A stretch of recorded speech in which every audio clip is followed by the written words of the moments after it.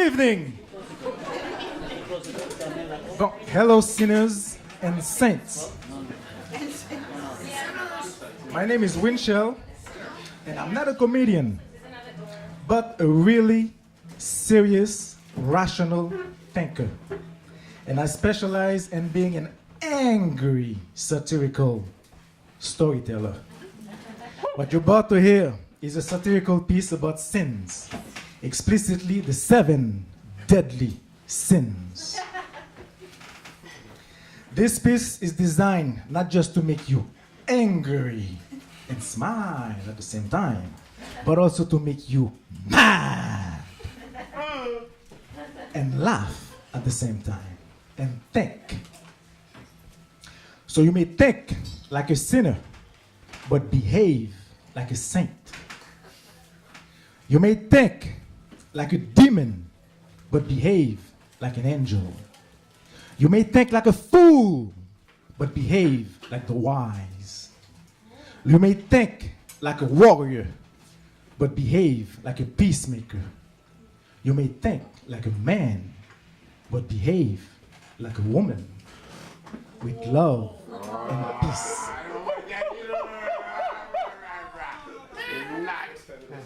So this is my angry story, so please sit back and enjoy. I'm sure that you've all heard by now about the 7 deadly sins, the mortal sins that will send you to die in hell. Well, they've been around since the year 590 AD, introduced by Pope Gregory I in Rome, Italy. Pope Gregory I derived his idea of the 7 deadly sins from the works of a 4th century monk, Evagrius Ponticus, who had a list of 8 evil thoughts. 7 of them became the 7 deadly sins. The 8th evil thought left behind was sorrow or despair, which I guess is not a sin, but a feeling. The Catholic Church divides sins into 2 categories: venial sins, in which guilt is relatively minor, and the more severe mortal sins, or deadly sins, in which guilt is considered to be really major. And according to the Catechism of the Catholic Church, a mortal or deadly sin is believed to destroy the life of grace and charity within a person, and thus creates the threat of eternal damnation, and thereby sending the sinner on a one-way trip to burn for eternity in the eternal fires of fire. Well, here are the 7 deadly sins that will send you to hell: lust, gluttony, greed, sloth, anger, envy, and pride. The church also recognizes 7 virtues which correspond invertly to each of the 7 deadly sins. And here they are respectively: chastity, temperance, charity, diligence, patience, kindness, and humility. But apparently, if you adopt those virtues and live your life by them, they will send you straight to heaven. Well, now the virtues I can always accept, but the 7 deadly sins, I have a problem with them, to say the least. The 7 deadly sins are so bad that they each have a demon associated with them. How bad do you have to be to have a demon associated with you? The pairing of the demons to sins date back to the year 1589, and they are as follow: Asmodeus to lust, Beelzebub to gluttony, Mammon to greed, Belphegor to sloth, Satan to anger, Leviathan to envy, and Lucifer to pride. One can't help but wonder if you get a visit from one of those demons after you committed the deadly sins. Now, the first deadly sin is lust, also known as an intense desire. It is simply the desire for anything practical like money, or necessary like food, or useful like a house, or convenient like a car, or attractive like a woman. But according to the church, should you have desire for any of those things, you shall burn in hell and die. We need lust and desire to be attracted to one another in order to form a family and procreate. But before we can be one of those, before we can be one with somebody, we must first have lust, desire, passion, love, and fire in our hearts. That's how babies come to be. Men, women, plus lust, plus sex equal baby. Including priests and popes. They were all babies once, which means, just like most human beings, priests and popes were created out of a sin, the sin of lust. Thus, this is the epitome, the essence of ungratefulness. Lust creates babies. Lust have lots of babies, and Lord knows the church needs them to fill the pews, the empty pews. Yet, that same church asks its followers for money, feeds food to its priests, nuns, cardinals, and popes, houses its members, and uses cars as the Pope mobile. And some priests even have lovers on the side. How many babies do you have? None yet. All right. The next deadly sin is gluttony, also known as overeating. It is simply the overconsumption of food or drink.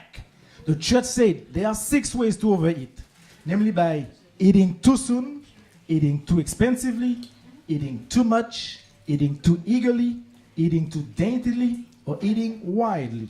In other words, according to the church, if you live with an abundance of food, you're committing a deadly sin. And you shall burn in hell and die. I'm hungry too. So the next time that you pick up an extra piece of cake, ask yourself whether it is one piece too many.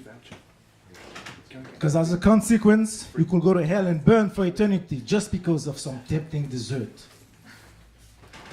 Now, I understand why the priest of Sunday Mass serves the body of Christ so small and so thin, as he gives only one piece to each person. He's probably afraid to overfeed them, for fear of going to hell, who knows. But Jesus wasn't afraid to feed the multitude who came to him. He served them plenty of food, and plenty of bread and fish. In fact, there was plenty of food to go around with some leftovers. No, Overeating was a fish hook. overeating was not a sin then, let alone deadly.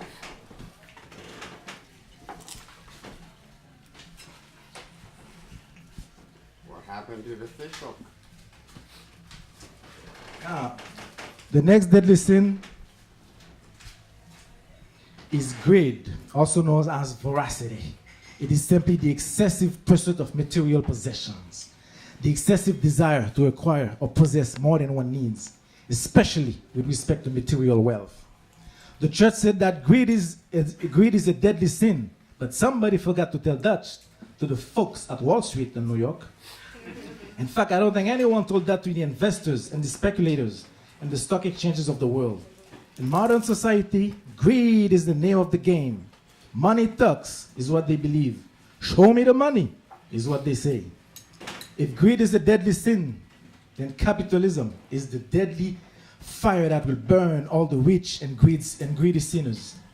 But when you see lavish churches with marble floors and golden doorknobs next to luxurious cars and jet airplanes, you realize that greed does not reside solely with investors, but also with some church leaders all over the world. The next deadly sin is sloth, also known as laziness. It is simply the failure to do things that one should do. It is also defined as a physical and spiritual laziness. In other words, laziness can get you killed if you dare to be lazy. Ever find yourself lying down on the beach somewhere and just doing nothing for hours, days, or even weeks? Well, that's called being lazy. And that will earn you the capital punishment, according to the church. You may take a break from your job, but you may not take a break from your work. Even on vacation, you still have to work and be productive. Otherwise, you'll be lazy. And that is a no-no. People with depression better watch out, because sleeping too much and not having a job could be considered lazy. And there's even an animal called sloth. He's so lazy, they named him after laziness. But I'm sure no one told him that. He's going to burn in hell, poor guy. The next deadly sin is anger, also known as rage. It is simply the uncontrollable feelings of hatred and revenge. Now, who once in a while has never felt a little bit of anger or rage after a major incident or inconvenience? Anger usually means you care a little bit too much about some things or care too little about other things, other people. A well-placed anger can sometimes be a good thing, especially when it's for the right reasons, like in self-defense. But a misplaced anger can be devastating. So road rage drivers, be warned. The church said you'll go to hell. Even God himself was angry at times. Even once, he flooded the earth and killed everyone, but Noah and his family. How angry do you have to be to commit such an act? If anger is a deadly sin, does that mean God is going to die? Instead of calling anger a sin, maybe church leaders should be angry once in a while at the injustices and the atrocities committed in the world. That way they will actually do something about them and help make this world a better place for our children and everyone else. Right now, I'm angry at the 7 deadly sins wrongly chosen. The next deadly sin is envy, also known as jealousy. It is simply the avid desire to have something that someone else owns. If you manage to acquire what you envy legally and legitimately, then you shouldn't have to die for it. When you envy something belonging to somebody else, all you've got to do is work for it and then get your own. If you just take it, it is no longer envy, but plain theft. And theft is a major crime. But envy is not a crime. Even God himself said he is a jealous God. And we shall have no other God but him, who is our Father. So if God has envy for our worship, how then can envy be so bad?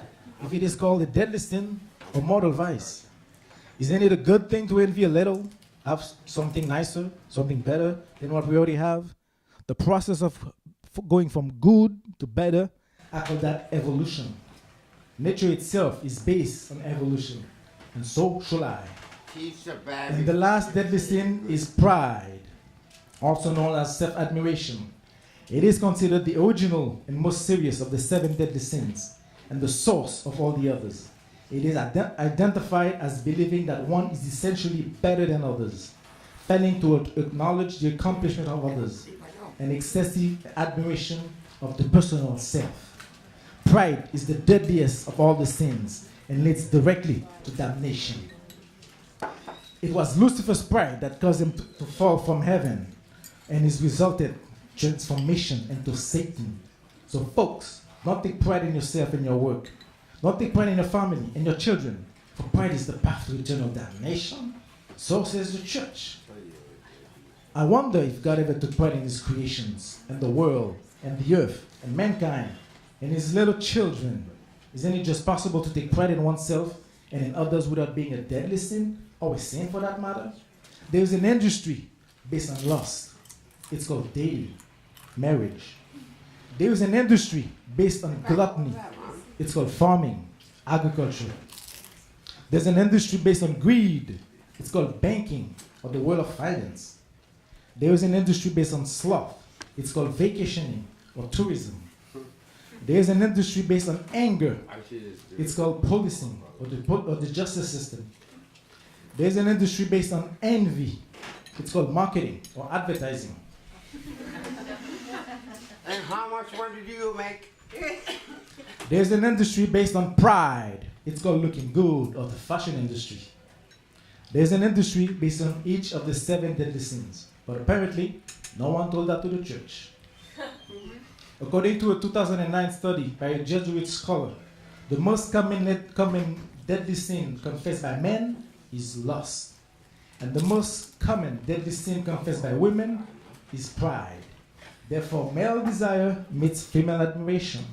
In other words, men have been filled with desire for money, food, fame, food, and sex since the dawn of time. Women have been filled with admiration for themselves, the body, the beauty, the power, and the sex appeal. If having lust and desire is a sin, if having pride and admiration is a sin, then come ye sinners, for I'm just a man. If anything, the 7 deadly sins are a recipe for mental illness and sheer insanity as the guilt sucks the life out of us. You can just imagine the mental anguish of churchgoers when they were told that the regular emotions they felt would lead to eternal damnation. Some have probably gone insane after learning that sexual desire can kill. That eating that extra brownie will lead straight to hell. That earning too much money by becoming wealthy is a path to death. And taking a vacation and spending time just doing nothing will cause your spirit to perish. That getting angry and pissed off will cause you to drop dead. That one thing, that nice car or that lovely sweater will do you in.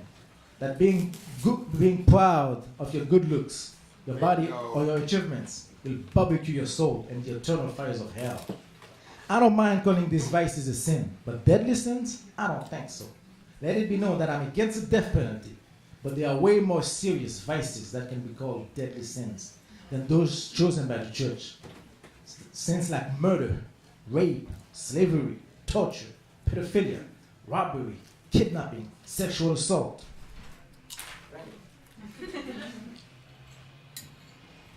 Domestic violence, genital mutilation, racism, misogyny, sexism, child abuse, to name a few. If eating too much and having a few desires are deadly sins, what kind of sin is torture? Deadlier sin? If being lazy and being somewhat proud are deadly sins, what kind of sin is rape? Much deadlier sin? If being a little angry, greedy, and envious are deadly sins, what kind of sin is murder? Extremely deadlier sin? Calling them the 7 deadly sins is senseless and ridiculous. Instead, they should be called the 7 living sins. And the Bible, God gave the 10 commandments to live by. But the church gave us wrongly 7 deadly sins that could send us straight to hell. If you live by the 7 deadly sins, you're actually living life by being assertive, productive, and reproductive. The 7 deadly sins should be called the 7 living sins, for they are part of human emotions and interactions. Without the 7 deadly sins, life will have probably been boring, tedious, and dull, and monotonous. The sins are not great emotions, but they are part of what keeps us alive and allow us to survive in this mad world. To be fair, all things considered, inequality in the church between men and women should be called a deadly sin. Which church? A woman can be a judge, but she can't be a priest. A woman can be a queen, but she can't be a pope. Women give birth to the world. All human beings on the planet should be thankful to the woman who gave them life. So, Mr. Pope, how long will it take before a woman can head the church? When will the Vatican be the home of Madame Pope? How you gonna say nothing? The real deadly sins are when nations wage war on each other instead of making peace. When priests and pastors molest innocent children. When baby girls get killed because they were born with the wrong sex. When young girls have to undergo genital mutilation to preserve their virginity. When girls are deprived of their rights to education just because they are girls. When women in some parts of the world have to hide and wear a burqa or niqab to cover the entire body in the hot sun, while men are allowed to dress down and keep cool. When girls are deprived of their rights. When women are treated as third-class citizens right below the sacred cow in some part of the world. When women don't have the same right as men, their male colleagues, like soldiers, police officers, politicians, business persons, or priests. Tell me something new. When men and women are tortured and stripped of their rights to freedom of speech and the civil liberties. The real deadly sin is when the environment gets destroyed by businesses and wars, and when they're toxic, polluted, dangerous, and unhealthy for generations. In conclusion, if you do any of the 7 deadly sins, or any other sin for that matter, please do them in moderation. Because anything done to the extreme, well, it can kill you. That will truly be a deadly sin in this mad, mad world.